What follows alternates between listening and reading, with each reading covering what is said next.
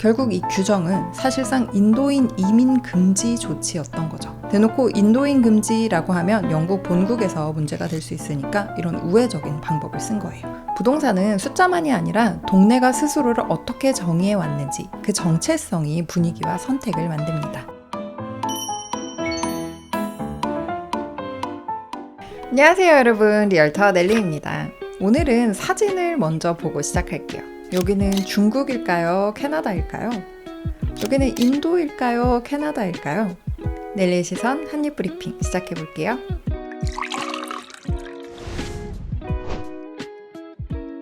방금 사진들 보고 헷갈리신 분들도 계실까요? 거대한 인종별 클러스터가 형성되어 있는 캐나다의 현 주소인데요. 오늘은 조금 다른 시각으로 부동산을 보려고 해요. 집값, 금리 이런 숫자 말고요. 누가 왜, 어디에, 언제부터 정착했는가를 따라가 보는 거예요. 캐나다 이민의 역사 속에서 이민자들이 어디로 흘러갔는지를 보면 지금 동네별 인종 구성이 왜 그렇게 됐는지도 보이고 또 그리고 그 흐름이 앞으로 어디로 향하는지를 알면 다음 5년 부동산 지형도 그려볼 수 있거든요. 먼저 1600년대로 거슬러 올라가 볼게요. 캐나다의 주거지도는 15세기 말 유럽 탐험가들이 북미 대륙에 발을 내디디면서 형성되기 시작했습니다. 1497년 영국인 존 캐벗이 뉴펀들랜드 인근에 상륙하며 영국 영임을 선포했고요.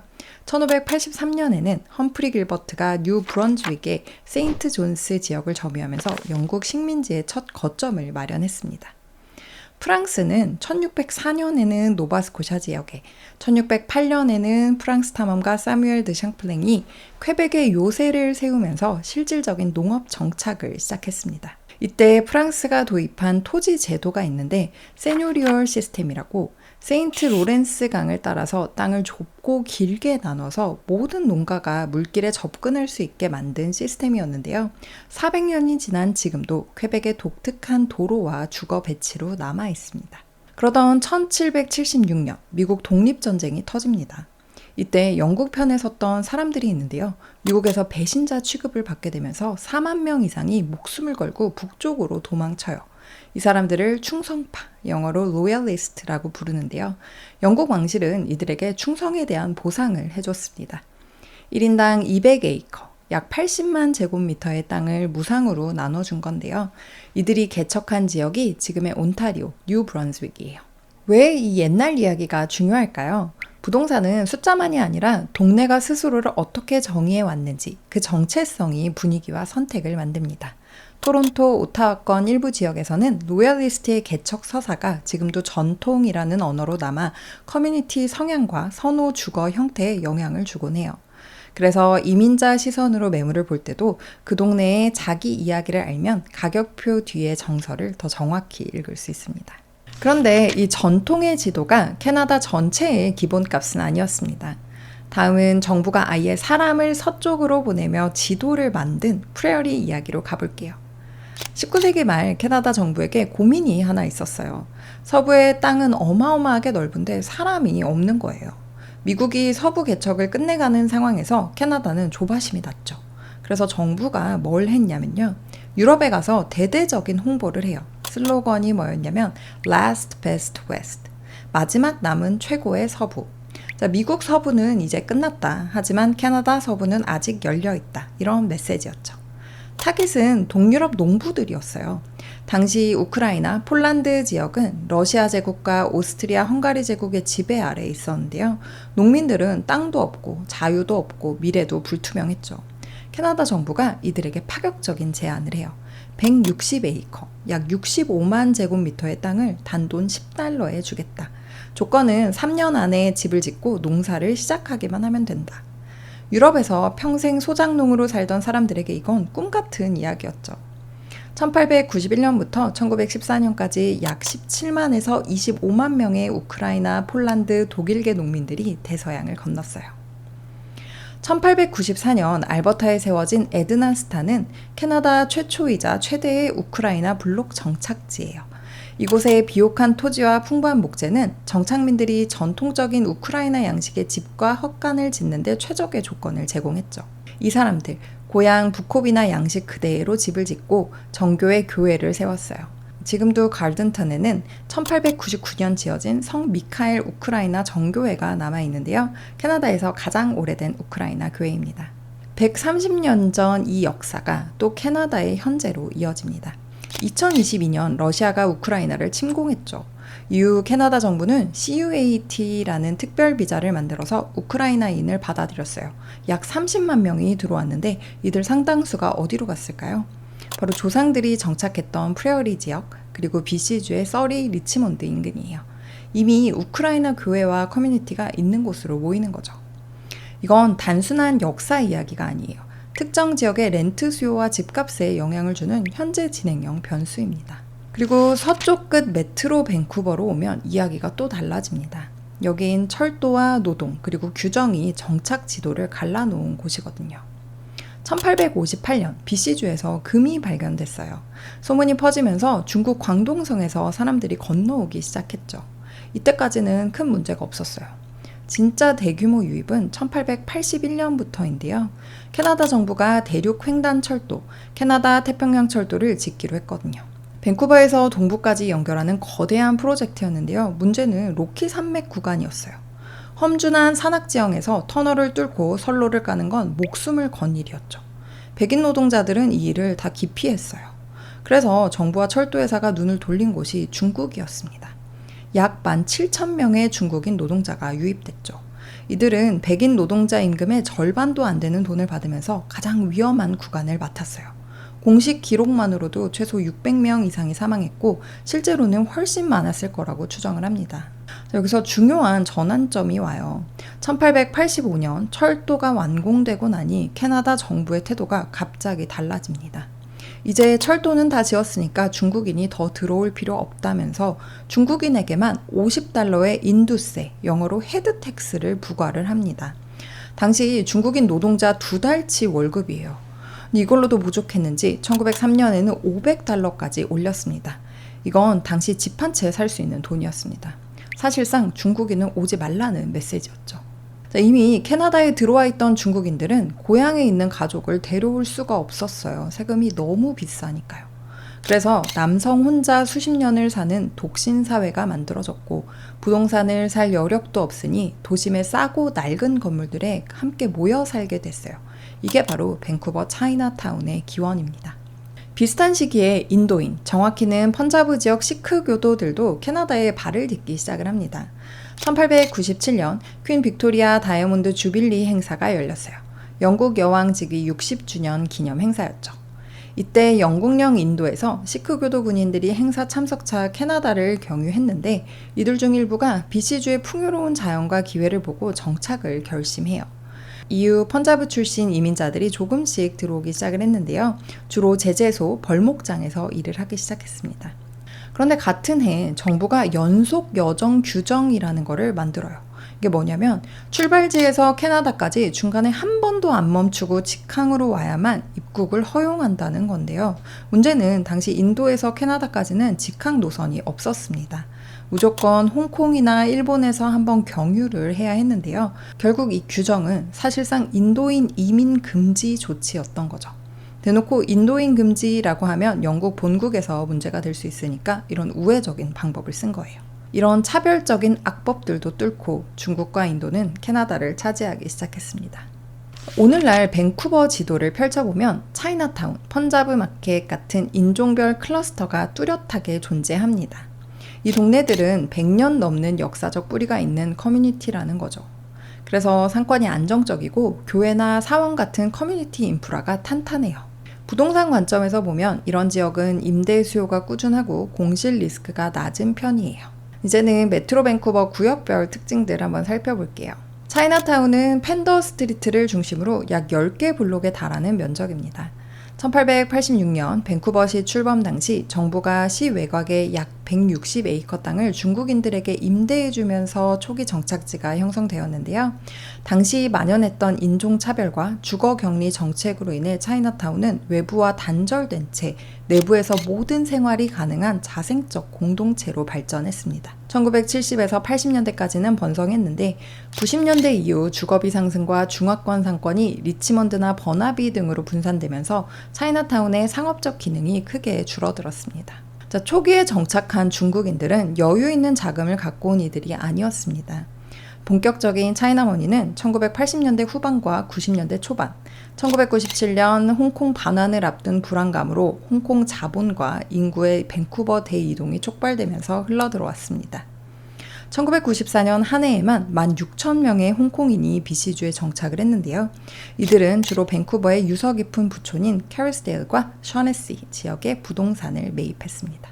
이 시기 발생한 몬스터 하우스 논란은 캐나다 부동산 역사에서 매우 중요한 에피소드인데요.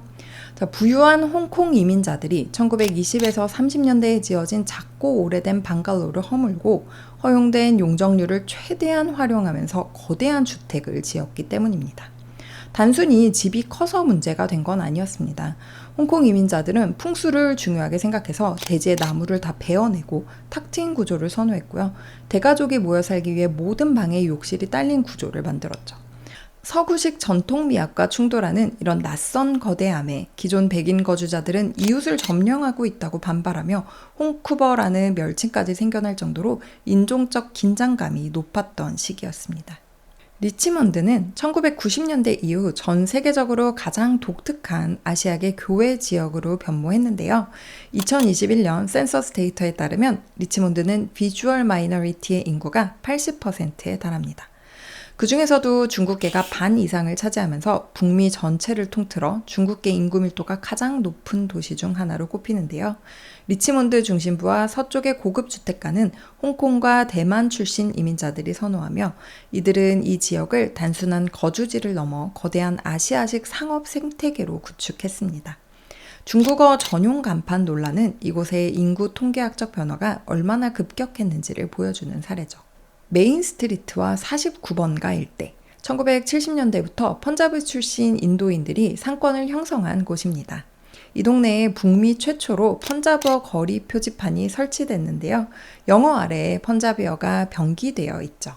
사리, 향신료, 금 세공품 가게들이 밀집해 있어서 인도계 커뮤니티의 결혼식 준비나 명절 쇼핑 수요를 흡수하는데요. 밴쿠버 사우스 메인 스트리트의 이 작은 인도인 군락은 1980년대부터 뉴웨스민스터, 델타를 거쳐 서리로 확장되었습니다. 서리는 비주얼 마이너리티가 67%, 그 중에서도 인도에서 온 이민자 비율이 38%인데요. 메트로 밴쿠버에서 남아시아 이민자들이 가장 많이 거주하는 지역입니다. 특히 뉴턴 지역은 펀자브어 사용 인구의 밀집도가 매우 높으면서 이는 이 지역의 주택 구조에도 영향을 미쳤습니다. 서리의 부동산 지도는 넓은 대지에 세워진 대가족형 단독주택과 렌트용 세컨더리 스위트의 발달로 특징 지어질 수 있습니다. 2021년 기준 서리는 BC주에서 최근 이민자를 두 번째로 많이 수용하는 도시로 조만간 밴쿠버시의 인구를 추월할 것으로 예상이 됩니다. 밴쿠버 동쪽의 커머셜 드라이브, 지금도 리틀 이탈리라고 불리는 곳인데요. 2차 세계대전 이후인 1950에서 60년대 이탈리아에서 대규모 이민이 왔어요. 전쟁으로 폐허가 된 고향을 떠나서 새 삶을 찾아온 거죠. 이들이 커머셜 드라이브에 정착해서 카페, 레스토랑, 식료품점을 열었는데요. 지금은 이탈리아계 비중이 많이 줄었지만 그 시절 만들어진 상권 분위기와 건물들이 남아서 독특한 동네 정체성을 유지하고 있습니다. 노스 밴쿠버는 산과 바다가 맞닿은 지형적 특성이 정착 패턴에 큰 영향을 미친 지역입니다. 1979년 이란에서 이슬람 혁명이 일어났는데요. 세속적인 중산층, 특히 종교적 박해를 피하려는 사람들이 대거 이란을 탈출했습니다. 이들 중 상당수가 밴쿠버로 왔는데요. 노스쇼어의 산악지형을 보고는 반했대요. 이란 북부의 엘브루즈 산맥 아래 살던 기억이 떠올랐던 거죠. 그래서 노스 밴쿠버에 이란계 커뮤니티가 형성이 됩니다. 특히 론즈데일 애비뉴의 약 10블럭 구간은 영어와 페르시아어 간판이 공존하는 리틀 테헤란으로 불리는데요. 2021년 기준 노스 밴쿠버시의 비주얼 마이너리티 중 서아시아계가 10.7%로 가장 높은 비중을 차지합니다. 최근에는 필리핀계 인구도 급증하면서 2013년 론즈데일 인근의 메트로 밴쿠버 최초의 필리핀 커뮤니티 센터인 바랑가이 노스밴이 문을 열었습니다. 이번엔 코퀴틀람으로 가보실게요. 코퀴틀람은 프랑스계 노동 역사와 현대 한인 커뮤니티가 공존하는 독특한 지역입니다. 코키틀람의 마이야르빌은 1909년 프레이저 밀스 재분소에서 아시아계 노동력을 대체하기 위해 퀘벡에서 110명의 프랑스계 캐나다인을 영입해오면서 형성된 커뮤니티인데요. 서부 캐나다 최대의 프랑스어권 정착지이면서 오늘날까지 그 문화적 정체성을 유지하고 있는 곳입니다. 자, 로이드, 놀스로드의 K타운의 기원을 살펴보면 1990년대 중반 한인들이 노란 페이지에 이발김 성씨를 가진 사람들이 버나비, 코키틀람, 서리에 많이 거주한다는 사실을 확인하고 그 중심점인 놀스로드에 한남 슈퍼마켓과 H마트를 세우면서 한인타운이 형성이 되었대요. 한인식당, 마트, 학원, 부동산 사무실이 들어서며 본격적으로 상권이 형성이 된 건 1990년대인데요. 캐나다 달러가 약세를 보이던 이때 한국에서 자본을 가지고 온 분들에게는 상대적으로 부동산 진입이 쉬웠던 타이밍이었습니다. 환율이 이민자들의 정착 위치까지 결정한다는 걸 보여주는 사례죠. 스카이트레인 에버그린 연장선 개통 이후 버퀴틀람과 로이드 지역은 고밀도 콘도 단지로 급격히 도시화되고 있고요. 버크마운틴은 현대적인 단독주택과 젊은 가족층이 선호하는 신흥 부촌으로 성장 중입니다. 역사적으로 BC주의 발상지가 된 포트 랭리가 위치한 랭리는요. 2021년 센서스 기준 비주얼 마이너리티 인구가 26.6%에 불과한 백인 위주의 도시였는데요. 최근 메트로 밴쿠버에서 가장 가파른 인구 성장과 부동산 지각 변동을 겪고 있는 지역입니다. 깨끗한 새집을 좋아하는 한인들의 선호와 맞물려서 랭리의 총 이민자 인구 중 한국인 비중이 14% 1위를 차지하고 있습니다. 자, 집과 직장에서 사용하는 언어 역시 한국어가 1위로 집계될 정도로 한인 비중이 높은 곳인데요. 이 수요에 맞춰서 두 개의 대형 한인마트 체인뿐만 아니라 다양한 비즈니스가 오픈하면서 수준 높은 한인 인프라가 형성되고 있는 곳이죠. 한인들의 교육열에 맞게 학군도 인정받으면서 커뮤니티의 무게 중심이 조금씩 동쪽으로 옮겨가고 있습니다. 자, 오늘은 캐나다 이민의 역사 속에서 각 인종들이 메트로 밴쿠버 어디에 언제 자리 잡았는지 지리적인 부분을 위주로 담아보았습니다. 자, 특정 인종 커뮤니티가 밀집한 지역은 나름의 생태계가 있어요. 그 커뮤니티를 위한 상권, 종교시설, 학원, 식당이 모여 있으니까 새 이민자들이 계속 유입되면서 생태계가 유지되죠. 하지만 그 말은 이민의 흐름에 따라 그 생태계가 파괴될 수도 있다는 말이기도 하죠. 자, 오늘 다룬 통계는 대부분이 5년마다 업데이트되는 캐나다 공식 통계 센서스를 기반으로 전달드렸는데요. 마침 올해 2026년이 바로 5년 만에 돌아오는 새로운 센서스 조사가 있는 해입니다. 5월부터 전 국민을 대상으로 대대적인 조사가 시작될 텐데요. 오늘 내용으로 우리가 지금까지의 큰 흐름은 읽었지만 이제 곧 발표될 최신 통계야말로 팬데믹 이후 뒤바뀐 물줄기를 보여줄 가장 정확한 지표가 될 것입니다. 벌써부터 결과가 기다려집니다. 저는 요새 돌아다니다 보면 흑인 친구들이 눈에 많이 띄더라고요. 귀에서는 러시아어가 많이 들리고요. 다음 시간에는 최근의 트렌드를 조금 더 면밀히 들여다보고 이민국가의 특성상 임시거주자부터 영주권자로 이어지는 동안에 거주 형태가 언제 어떻게 바뀌는지를 살펴보면서 부동산에 미칠 영향에 대해 분석해 보도록 하겠습니다. 오늘 내용도 도움이 되셨다면 구독과 좋아요, 알림 설정까지 부탁드리고요. 저는 다음에 더 알찬 정보로 돌아올게요. 넬리의 시선 리얼터 넬리였습니다. 감사합니다.